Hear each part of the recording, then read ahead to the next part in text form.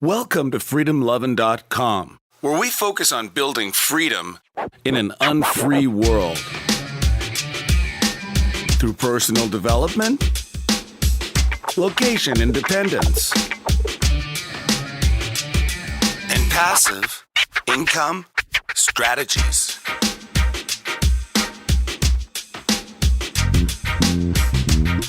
Now here's your host, Kevin Koskela.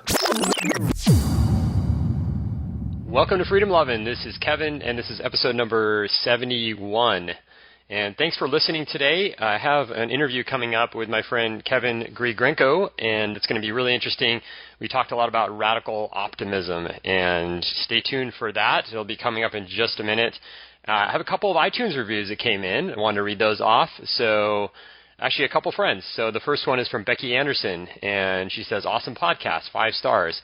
I love this podcast. I discovered it a few months ago, and I have listened to every episode. This podcast really opens my eyes to the world and lifestyle of freedom. Thanks, Kevin. Becky Anderson. Well, thanks, Becky. Appreciate your review, and I'm really happy that you are a listener of every show. That is just awesome. The second one is from Vinay Ane, who I've actually been friends with since we were in 3rd grade, 8 years old. So it's awesome to see Vinay on a review here. Thanks for your review. He says, great listen for anyone, 5 stars. And he says, Kevin's journey, literal and philosophical, are always entertaining and insightful. Thanks, Vinay. And I will be in your area coming up on July 10th. So hopefully we get a chance to hang out then. So just quickly on my upcoming travel plans, I'm going to be in Pacific Beach for a couple weeks starting on June 27th. So I'm moving out of my downtown place in San Diego and moving to the beach just for a couple weeks. I got a really good deal on an Airbnb, just an apartment. And I've got some ideas on if you're interested in doing like short-term Airbnb. It takes a little bit of time, but to save money and to find nice places and get a good deal, I figured some things out. And what I did this time is I just kept searching in the areas that I was looking for places. And I was pretty open to a lot of places. And I really wanted my own place. I didn't want to get a room and share. But in San Diego, it's kind of a vacation spot. So the price of apartments everywhere is really, really high. And especially downtown, it's kind of astronomical. Like you're looking at, I mean, you can't find anything for $100 a night downtown. So that's a little much when I'm looking for 2 weeks. So I was looking for better deals than that. And so I was looking for rooms and also for standalone places so I could have my own place and in a certain price range. And I just kept searching, and I found an opening in one that had no reviews. And so I quickly emailed the person, and then I told her, I said, I have really good reviews on Airbnb, and I told her what I was looking for, and then we got talking back and forth over Airbnb text, and it turned out to be like perfect for what I was looking for. And she was a brand new landlord, and so she didn't really want to, she was leaving town in like 2 weeks, so she didn't want to spend a lot of time on this. She didn't know much about it, and she had her place listed for pretty low. So I made a deal, and we decided to go, and I paid partly online for it, and then partly I gave her cash, and she gave me a little bit of a discount. So there's a little quick tip there for if you're traveling and using Airbnb. You can always make deals. There's always people that want to quickly rent out their place, and they don't want to deal with a lot of BS and a lot of going back and forth with people. So if you come along and you've got a good profile and a lot of good reviews, then you've got a good chance of getting a deal. So anyway, without further ado, here's my interview with Kevin G. about radical optimism. And this is part 1 of 2, so we'll have part 2 up next week. Go out there and build some freedom, and we'll talk to you soon. Today I'm really excited to have my friend Kevin Grigorenko on the show. I hope I said your name right, Kevin. Yeah, that was pretty good. All right. So, Kevin has been a friend for a few years here. He lives in San Diego, close to where I live, and he has a website and a philosophy that's called Radical Optimism, and it goes perfectly in line with Freedom Lovin'. So I've been wanting to have him on the show for a long time, and here he is. So Kevin G., welcome to Freedom Lovin'. Thanks for having me. Absolutely. So can you kind of talk about how your philosophy sort of developed over the years and how you arrived at radical optimism? Sure. I was thinking about this all day because you said you were going to ask me this question, and I think there were 3 lines of thought that created it. Oh, and actually I have a kind of a funny story about where it was created. So actually, before you answer, let's actually define it. What exactly is radical optimism? I'm no marketing guru, so might not be the best way to put it. But for me, radical optimism is the idea that in everything in life, there may be some way to look at it optimistically. And that's from relationships to the environment, to health, to society, to family, and anything. Yeah, like the way I see it is that there's people say they're a realist, but a lot of times that means that they're just negative. They're just looking at only the negatives. Right. And you see that often when you propose some evidence that something isn't as bad as it may be, or there's an alternative way to do something that's better, then they may react very poorly. And so that's, I think, a good way to tell a realist that's very commonly out there versus a real realist. Right. And unfortunately, I think most people are the quote-unquote realists. What was your path like? Because we met I think just from mutual friends in our philosophy group, kind of the libertarian stuff with the anarchy stuff and that kind of thing. So what was your path like? My path was probably about, I think in 2008, it started with Ron Paul. And during the economic collapse, he predicted it. And so anybody that has some capability to understand the world, I will listen to. And so once I went into Ron Paul, then it was basically just from there, kept going. Whatever made sense, I kept going with that. I wasn't scared of anything. And then slowly made it to voluntarism and radical optimism. Probably, so the biggest influence on radical optimism was a book called The Rational Optimist by Ridley. That came out in 2010, and I read that in 2011 or so. And then that's about the same time that I was transitioning towards voluntarism. I think I read part of that book, and it's a really interesting read. It's a little bit difficult, though. Did you find it that way, too? Yeah, I think the one cool idea that he has in it is that ideas have sex, and he makes an analogy to biological evolution and progress of, sexual reproduction creates diversity in the gene pool, and that creates evolution, many other things. And he applied that to essentially economics and ideas, and showing that progress comes from that ideas having sex. I thought that was an interesting idea. Otherwise, I agree it was kind of dry. Even more dry, but even more of an impact on me was Goklani's book, The Improving State of the World, because that, I think, made a more powerful case that the reason why a lot of the things that do seem to be getting better seems to be primarily because of economic improvements. Mm-hmm. So I think that's really important because the whole voluntarist movement and libertarianism are both make that a really important part of economic freedom. I think is really important. Yeah, absolutely. So, why do you think that radical optimism is important for people to understand or know? So one part of radical optimism that Brian Harward, some may know, introduced me to is positive psychology. So this is a new piece of psychology that's become big in the last decade or so, and it has done studies on how things like optimism affect things like your health, your relationships, even down to income, things like that. So that's more practically what people may get out of it. But I think more fundamentally and philosophically, I think it's actually very much true. Now, there are definitely parts where you'd say, how can you look at that optimistically? And there, I think there is a more difficult but possible argument that even though some might look at it as a stretch, there may be cases where you have some subjective power to look at the world in a different way than others have told you to do. So even death, for example. That's so interesting. So you said that in your presentation, you said radical optimism is reason-based optimism about everything. What does that mean exactly? Yeah, I should have used that line when you first asked me, because that's Sure. Probably the best way to say it. So reason and evidence are the foundations of radical optimism. No claim is made without some evidence or some philosophy or reason behind it. Now, some of that may be flawed, some may change, but I think that's the best way to actually live life is based off of truth. So every claim is cited on the website, and I think that's really important. Some may not be.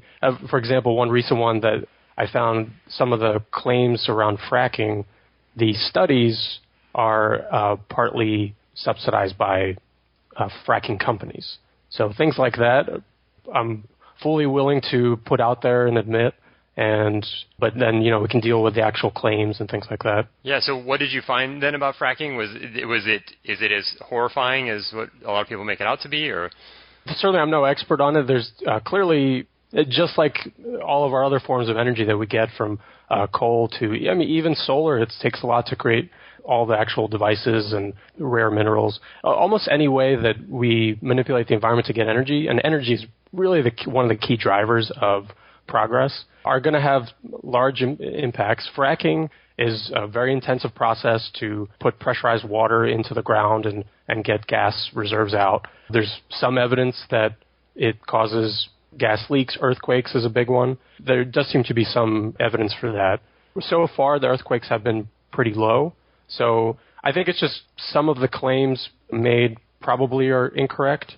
There's a movie about fracking where gas was coming out of somebody's house sink, and from what I understand, that has been disproved. That was some sort of natural phenomenon.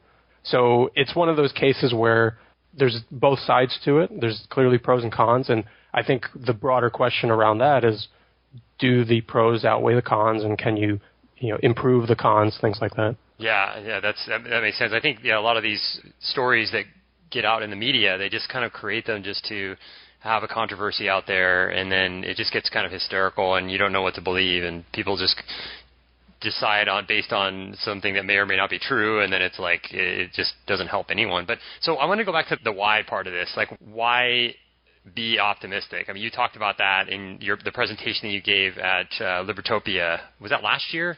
Yeah, that's right. Okay, yeah, last year. So what's the point of being optimistic? I mean, there's so many bad things are happening in the world, and it's really hard to imagine, like, why should we be optimistic when there's wars going on, there's money being stolen from us by organized crime, like there's banksters that want to do bad things, and why should we be optimistic and not just look at all the bad things that are happening?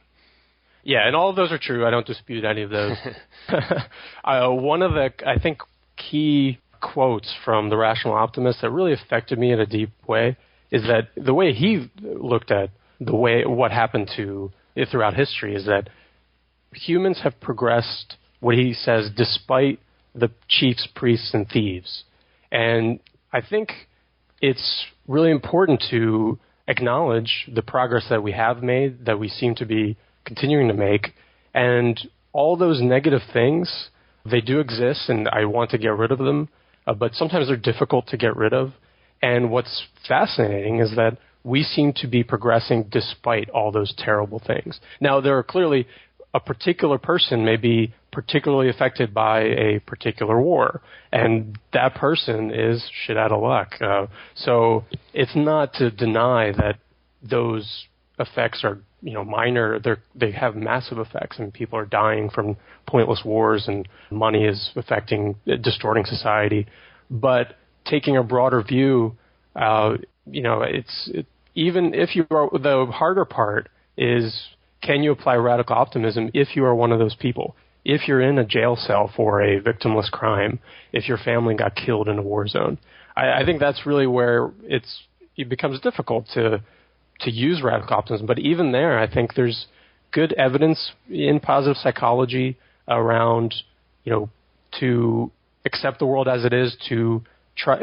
For example, a couple of things I'll list out in why be optimistic. So and all these are, peer-reviewed studies in positive psychology. Mm-hmm. So just to list them out: increased happiness, decreased depression, less likely to die of heart attack, tends towards better moods, more persevering and successful, better physical health, higher incomes, better relationships, more creative thinking to solve problems. I think that's really key, because if you come into a problem in a relationship, at work, in a society, whatever, and you're pessimistic, it seems that you may miss certain creative solutions. So I think that's important. Yeah. And more fundamentally, if there is reason and evidence to support at least some optimism, I think it's important to try to look at the world in the most truthful way. Yeah, definitely. I wanted to go back to you had a quote that I liked. It was something about thieves. Chiefs, priests, and thieves. Chiefs, priests, and thieves. Yeah, that's great. It's actually, there's a Black Sabbath song that they say the kings and queens will steal your dreams or something like that. It's a great line. It's a great line. It goes back to nice. What you said. But anyway, well, let's go to the evidence. Like, what is the evidence of this? Because you have some things listed out, and I think they're pretty important to understand, especially if you're like the people that are, a lot of people are listening to this podcast are wanting more freedom in their lives, and the way to do that is to not just complain about things, right? So I teach how to build freedom in your life through like internet business and ways to create passive income and things like that. But if you're bogged down with this idea that everything is getting worse and society is crumbling apart and the state is controlling me and, you know, all that, it just gets in the way of your own personal freedom. Right. Yeah. So, right, absolutely. Yeah. So, yeah, what do you think about that? And then just like, what's your kind of evidence to support this? So some of the evidence, I think some of the more common misconceptions are around things like poverty, health, overpopulation, violence, war, things like that. Education, work, environment is a big one, and inequality is something that's often in the news. So did you want to go through some of those? Yeah, absolutely. Yeah, I think that's fascinating because I think most people, I would say, I don't know if you agree with this, but I think most people kind of look at least people in the U.S., they look at society and they look at the world and they say it's just getting worse all the time. And like all the things you mentioned are absolutely getting worse. Like I think if you ask the average person, they'd say, yeah, the country is not what it used to be. I mean, there was like, people talk about like there was some kind of golden age, like usually it's like the 1950s where everything was just perfect. And now everything's falling apart and people were more poor and there's too many people and, you know, all these things. So. Right. And it can lead to really scary conclusions like eugenics and world governments and so many other things. And also, just to give kind of some insight into me, this, I think, has a really insidious effect. So, for example, I used to live in New York, and I remember at one point, I had friends, and I had fun, and I had a good job.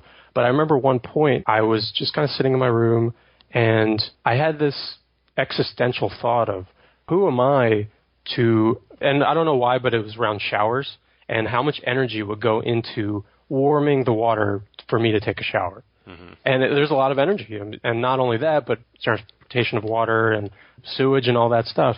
And I had this deep existential thought of, why do I deserve this? And I think rooted in that was the idea that the world was, you know, terrible and things were bad and I'm just this rich guy that's using things that other people could use better. I think a lot of that was rooted in a false understanding of where the world was. So one of the biggest things is poverty. And I just was shocked when I read most of these statistics, but poverty especially. So it is true that because the population is growing, that the total number of people in poverty is increasing. But if you look at poverty as a percent of population, it's decreasing. Mm-hmm. And pretty dramatically and pretty consistently since around 1800.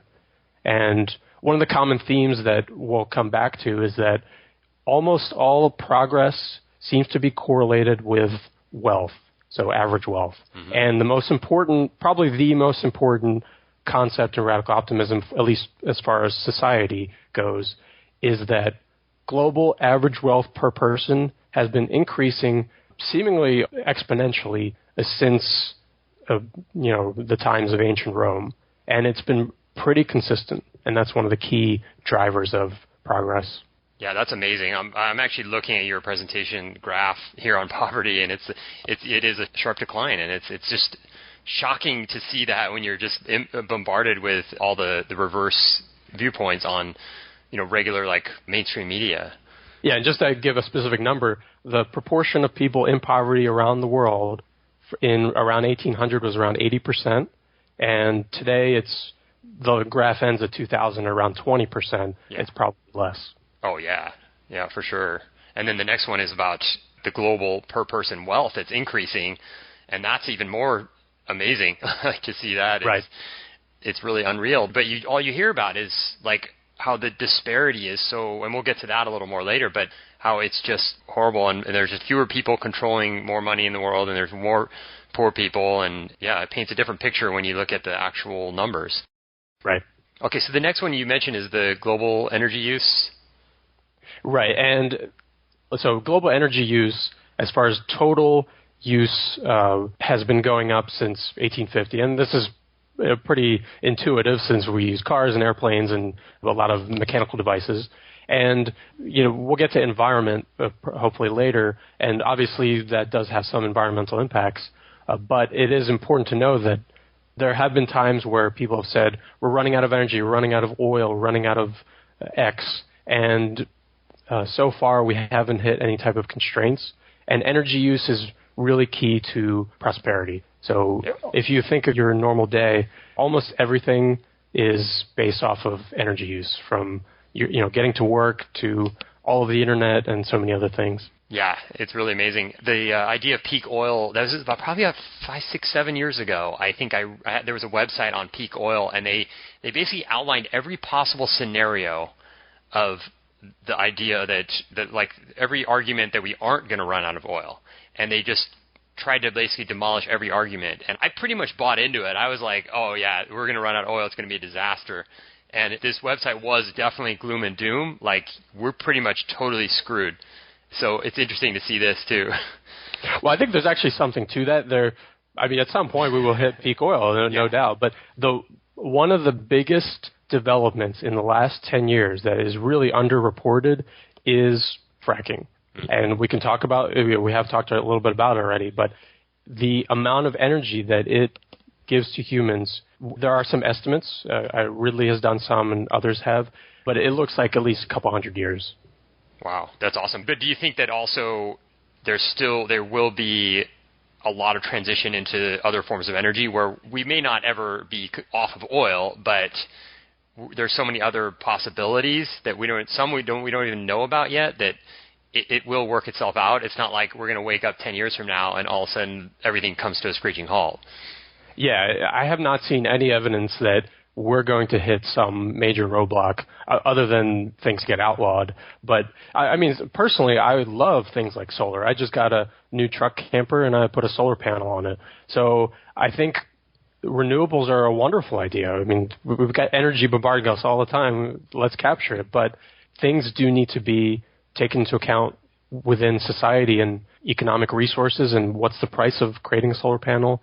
And the beauty of it is, and I think there's a good argument to be made, I don't know the history of fracking, but there's probably, I would guess, one of the reasons fracking became popular is because some people were worried about peak oil. And they said, well, when we hit peak oil, it's going to cost more, and let's try to find something cheaper. I guess. I don't know.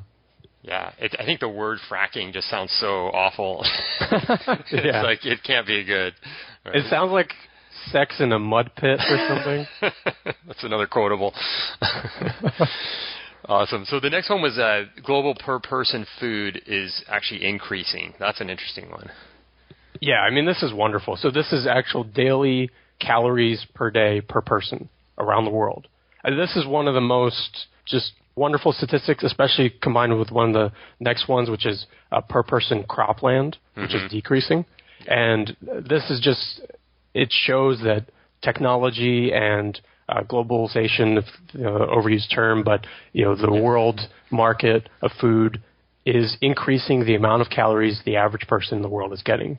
From in 1960, it was around 2,000, looks like, and it's now somewhere around 3,000. Yeah. A lot of that is wasted in processing, things like that, but it's clearly increasing. Right. That's a really interesting one for me because I have this site, Healthy Mind, Fit Body, and we talk about all the myths and culture that there are about nutrition. That's one of the things that we have been talking about. And I traveled over to Thailand, and I was kind of like, I was not optimistic about health and nutrition because they are so obsessed with sugar over there. It's like everything is sugar. You walk into the stores and it's just like there's like candy-coated, sugar-coated, it's like sugar wrapped in sugar, and it's like they just are crazy for sugar, and they're obviously, their obesity rate is going up. So stuff like that, I look at it as like, oh man, that's negative. But at the same time, like, you look at the positive side of people actually are much better fed than they were like a while back. Yeah, I agree with you completely. We've gone to some paleo meetups, and I totally agree. I think the type of calories we're eating should change probably, but at the same time, empty calories are better than no calories. Yeah, exactly. And even I was in Mexico recently too, and it's the same thing there. Like they're carb obsessed with everything, but it's just what they have in the stores, and they could do a lot better, obviously. But you probably look at the statistics in Mexico, and from 20 to 30, 40 years ago, I'm sure that they're showing the same trends as the rest of the world too. Right. And then just overall, we're on this topic. We're talking about obesity, so that's the thing that I've mentioned this on my other podcasts before. Like obesity is rising, and it's something like I think it's 2/3 of Americans are overweight, and like 1/3 is obese. It's like a really, really, really high number. Wow. So yeah, there you go. There you go with my negativism. But no, I mean, there's nothing. I wouldn't call that negative. I call that realistic. I mean, right. Those are facts and they're true. And the way I would look at that is, first of all, it seems like there's an alternative which seems to work, and paleo and other things. And it seems like people are realizing that there's a new institute that's finally doing the actual research that everybody skipped of low fat versus high fat, and we'll see where that goes, and maybe people will change. And yeah. So, but one of the good things about it is we do have the capacity to change. We are doing studies, and for me, while I think people could be healthier, one of the most fascinating statistics is life expectancy. And if you look at life expectancy, the average in around 1800 was about 20, and today it's about 65. So life expectancy, I think, is a good proxy for health, diet, accidents, disease, everything. And I often just go back to life expectancy. Now, maybe it could be that since the last 50 years, we started this trend and we're creating all these diabetic people and they're all going to die in droves in 20 years. That's possible. But so I certainly am on the same boat as trying to fix diet. Yeah, that's a really interesting statistic that life expectancy is going up so high.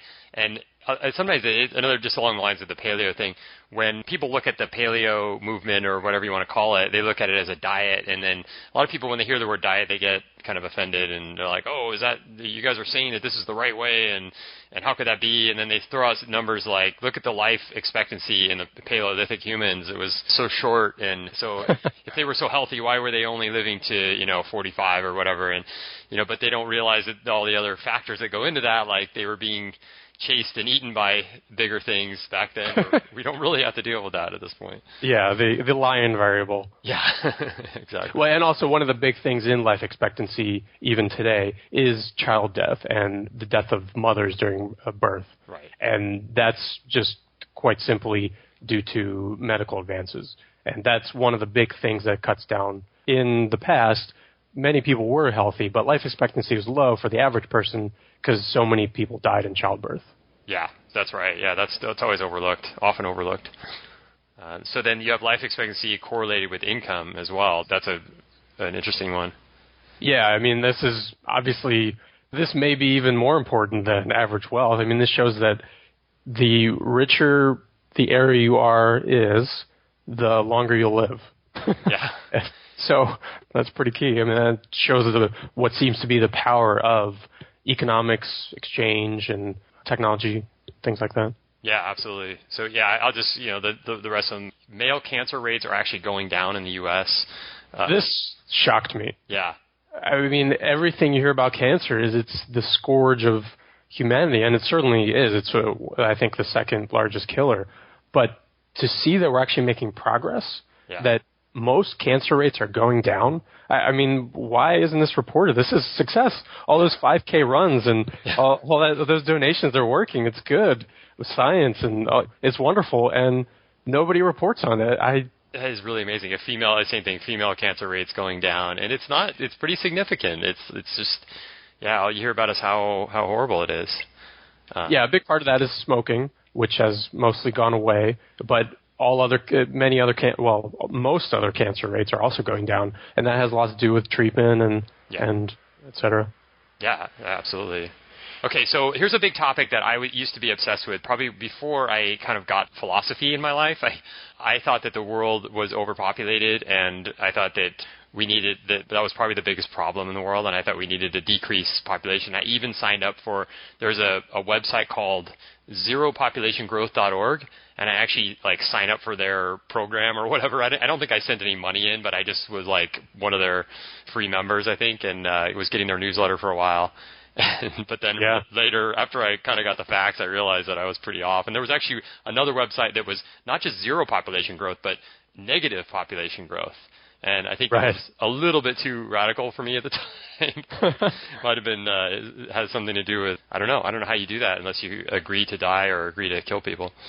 Well, that's actually that I think is likely to happen. And that's when people, usually family couples, have less children than two on average. Yeah, and that happens, is it correct that people have more kids in poor areas, and so the more wealth we have, the less likely that overpopulation will be an issue? Right. So this is, again, one of the key things is if people become richer, they have less children. And this is, the evidence is clear on this. Now, there is a lot of debate. I'm not an expert in almost any of these topics, but as far as I understand, there's a lot of debate on all the reasons. So there's, female empowerment, there's contraception, but I think a lot of these can be argued. I mean, the evidence does seem to suggest it's, related to wealth. And you could say, you need wealth to have condoms, and you need wealth to have equality and things like that. So, the core point is still there, but there is some disagreement about all the reasons exactly. But what does seem to be clear is that people in richer countries have less children. The most important point about that is that the trend is, if the trends continue, which there's no reason why they wouldn't unless there's a catastrophe, that the world population, the UN projects that it will reach a peak around 10 billion, and then it'll start to decrease. Wow. Yeah, that's pretty interesting. I've heard that in Europe it's going down pretty drastically now. People are just not having as many kids, and they're not reproducing. So, right. Yeah, many advanced countries now are below replacement. So the only reason I forget about the U.S., but there are many countries where the only reason why their population increases is because of immigration. Yeah. But I think you're right. This is a key point that it's so accepted by most people, and I was the same. I was worried about overpopulation. Where will this all go? And you can't just keep adding humans probably. And this was a really important statistic that changed me, which is that, and it's kind of strange in a way that there's this outcome. I mean, you'd expect that we'd get richer, we'd have more children, and that's possible. Maybe at some wealth, people want more children. Maybe for whatever reasons, boredom or, I personally would love to have 10 children because one of my favorite books is Selfish Reasons to Have More Kids by Brian Kaplan. Oh. And his argument is that, first of all, well, this is kind of a tangent, but first of all, that parents don't have as much of an effect on children as they would hope or think they do. And so generally, if you just, get together with a smart person, you'll probably make good kids. But it's more important what context they grow up in and economics and how wealthy the country is. And the beautiful thing about children is, you get to watch them grow and you can choose to have a good relationship with them. And that's one of the most beautiful things. Supposedly, I don't have any yet, but this was a key statistic that we're not screwed. I mean, because if human population, let's say it was correlated with energy use, then we would probably overrun the planet, and there's some sort of safety valve. Yeah, it's awesome to hear that. Now, did you see the movie Idiocracy? I did. Wonderful movie. It just totally reminded me of that, the opening scene where the people that were living in the trailer park, they have 10 kids running around or something, and then she comes in and she's like, "Oh, I'm pregnant," and he's like, "Oh no, not again," and then they're like, "Oh, the condom must have broke" or something, and it's like, damn it. Yeah. And then they have and then there's also Monty Python and the Meaning of Life. Yeah. Every sperm is sacred. Yeah. Yeah, I was going to say on the Idiocracy that then they have the couple that's like the yuppie, like, working couple, and they're like talking about having kids, and they're like, well, it's such a hard time right now, the economy's not so great, and we're in the midst of changing our careers, and, and they're like, they don't even want to have one kid. So it's they hit that so in the nail. So many people are like that these days, and there's nothing wrong with that. I mean, like, but yeah, Idiocracy is kind of a fascinating movie. Yeah. Certainly want to move away from democracy. Yeah. So violence is one of the ones that I definitely, this is a big one for me, is this idea that the myth that violence and wars are just getting worse all the time. And whether that we're talking about just like the U.S. going over to Iraq and Afghanistan and all kinds of wars going on there, or just even like in Africa, you just hear about there's just so many civil wars and dictators that are creating wars. And then you hear the stuff in the U.S. like the Baltimore riots. And that was a thing where the media really honed in on that, and it was like, this is just an example of society just crumbling and getting worse, and we're going to see more of this. I read reports that were like, yeah, this is going to happen in so many other cities now, and it's just getting worse and worse and worse. So, yeah. So all of those events are terrible, and I hope that we can, and I think we do have ways to solve them, and I hope we do, but the statistics seem to be quite clear, and the best book on this is by Steven Pinker, who I think is a Harvard professor, called The Better Angels of Our Nature. And it's finally got some legs because of his weight in academic circles. Because Ridley talked about this earlier, and there's just amazing, one fascinating piece of evidence is in medieval Europe, they actually kept really good records about homicides. Mm-hmm. And I forget the reason, it's a funny reason, something about inheritance or I don't know. And so we have really good statistics on homicide, so murder, like one of the major things that people harp on that's getting worse. And it's not even close. I mean, the rate is you're 30 times less likely to get murdered. And if you don't mind, I would like to read a quote from Pinker on violence. Absolutely. So this is from his book. So, quote, "Violence has declined over long stretches of time, and today we may be living in the most peaceable era in our species' existence. The decline, to be sure, has not been smooth, it has not brought violence down to zero, and is not guaranteed to continue, but it is an unmistakable development, visible on scales from millennia to years, from the waging of wars to the spanking of children. No aspect of life is untouched by the retreat from violence."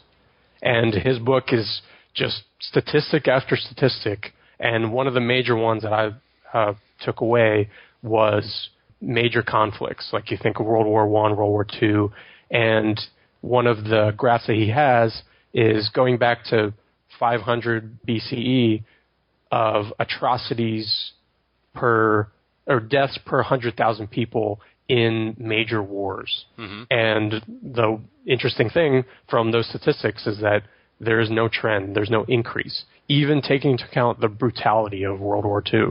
Mm-hmm. That's amazing. Yeah, that's really amazing. Now, you have some statistics on homicide rate, too. Like, I'm just looking at a graph right now, a homicide rate in Europe, and it's just unreal. It's like in 1300, there was a 35% homicide rate. No, it's 35 homicides per 100,000. Okay. Yeah, that makes more sense. Yeah, I was like, 35%? That isn't... Okay, so 35 per 100,000. And in 2000... it was, what is it? It looks like it's somewhere around, 5? Yeah, 2 or 3. 2 or 3, yeah. I mean, it's just, the rates are just absolutely declining. Yeah. I like the little chalk out. He has chalk outline of a person in the large part of the graph where all the deaths are. Yeah, that's awesome. It's sad, but also clever. Yeah, that's right. So just to go through the rest, like education, right now it seems that, and just speaking of Idiocracy, that was kind of the theme of that movie, was that we're just getting so dumb. So the guy wakes up 500 years in the future, and everybody is so dumb, and this guy was like completely average, but they think he's like some kind of rocket science genius because he can actually speak normally, and then you look at the stuff like, people complain about like the way kids text, and like it's just all these words like LOL and all this stuff, and it's like people talk about all kinds of things online about, there's just such a decline in society in terms of how smart people are and how, people just want to follow celebrity gossip, and there's just there's no intelligence out there. There's not much intelligence out there. So that's the myth. So what's really going on?